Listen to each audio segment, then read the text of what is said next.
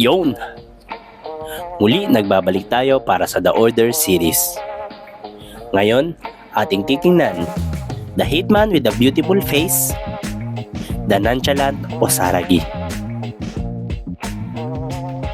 Ang protege ni Shishiba at ang nag-iisang known female member ng The Order. Unless i-reveal na babae pala si Kamihate. Slender built and somehow airheaded ang dalaga. But looks can be deceiving dahil siya ang isa sa mga pinakamabagsik na member ng organisasyon. As of this writing, malabo ba ang origin ng dalaga bukod sa lumaki siya sa farm at nag-homeschooling siya kasi tinago siya ng tatay niya at magiging mayor siya ng... Oh, teka. Iba na to ah. Sorry. Pero legit, lumaki daw talaga siya sa farm. But one thing is for sure. It is that she is a genius assassin and Shishiba, her mentor, is confident of her skills.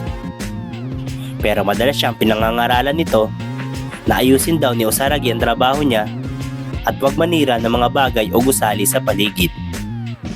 Dahil kadalasan, napapasobra ang dalaga sa mga trabaho nito. Along with her innocent look in black dress, lagi may dalang suitcase ang dalaga kung saan nakapaloob ang collapsible bazzo which serves as her primary weapon. At gamit nga ang sandatang ito, napatumba niya ang ilan sa mga notorious figure sa Assassin World. Gaya ng fugitive convict na si Dump, at effortless din niyang tinapos si Carolina Reaper, isa sa mga bata ni Slur.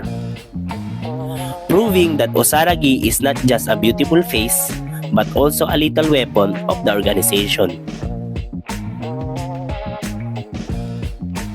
That's it!